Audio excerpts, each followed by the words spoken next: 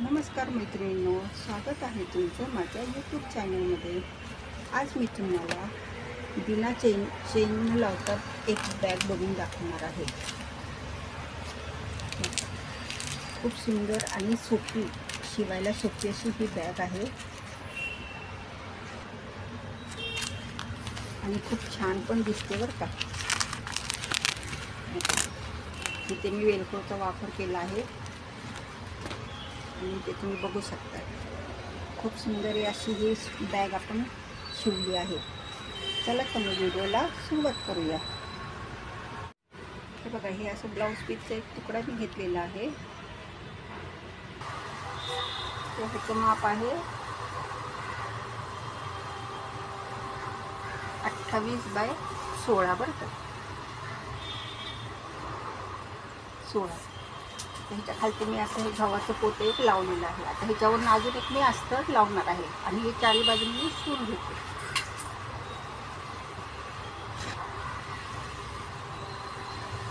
हे असं लाल कलरचं अस्तर मी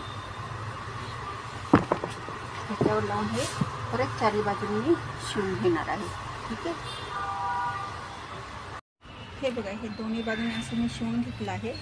आता इकडनं पण असं एक कापड लावून घेतलं आहे आणि ही आपली फ्रंट बाजू।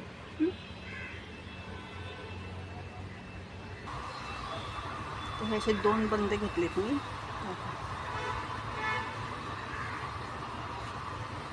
19 बाय 1 इंचाचे असे हे दोन बंद घेतले।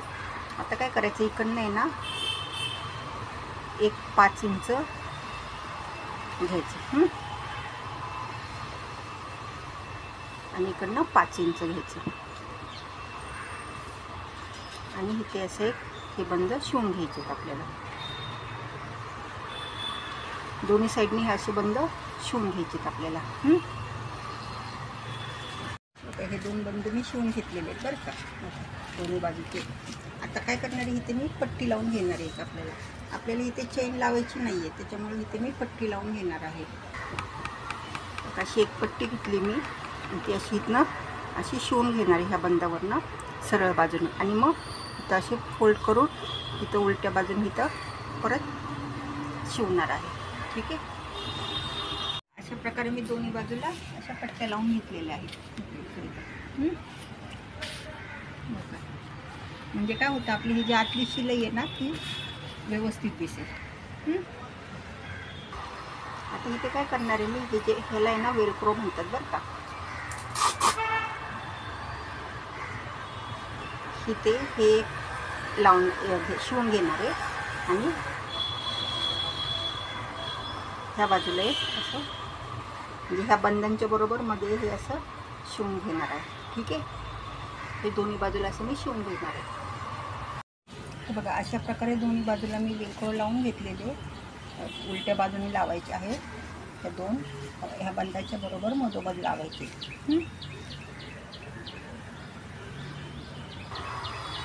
आता काय करायचं, बरोबर हे आता हे एकमेकांना जॉईन करून आपल्याला त्या कडेने दोन्ही बाजूला टिपा मारायच्यात आणि ह्याला आहे ना पायपिंग करायची आहे बरं का, म्हणजे हे असे आपले धागे दिसणार नाही।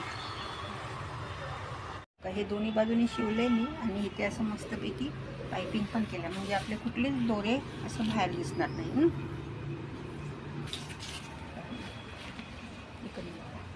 छान दिसतंय ना।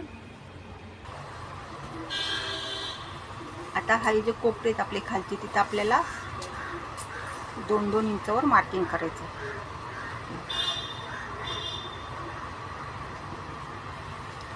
इथून 2 इंच आणि इथून 2 इंच। ठीक आहे, इकडनं पण तसंच करायचं।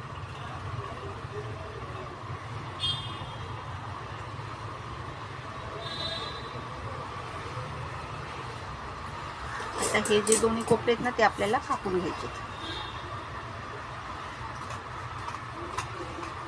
असं आतल्या बाजूने पण हे आपण पायपिंग केलं ना शिलाईच्या इथं, म्हणजे ती पिशवीला चांगली फिनिशिंग दिसते आतल्या बाजूने, म्हणजे दोरे वगैरे असे दिसत नाही। त्यामुळे तुम्ही कुठलीही जरी बॅग शिवत असाल तरी आतल्या बाजूने पायपिंग करून घ्या शिवलेल्या साईडला।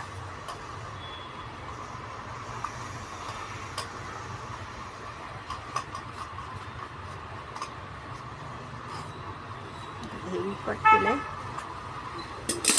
आता इथे काय करायचं आपल्याला, हे असं घेऊन आहे ना, इथे असं शिवून घ्यायचं आहे. हे असं शिवायचं आहे आणि ह्याला सुद्धा आपल्याला पायपिंग करायची आहे. हे दोन्ही बाजूनी हे असं शिवायचं आहे आणि इकडे सुद्धा पायपिंग करून घ्यायची आहे. ठीक आहे. हे बघा, ही टीप अशी पायपिंग केलेली आहे बरं का. हे शिवून झाले आणि इथे अशी सुंदर पायपिंग केली आहे. आता यांना आपण पिशवी सरळ करूया.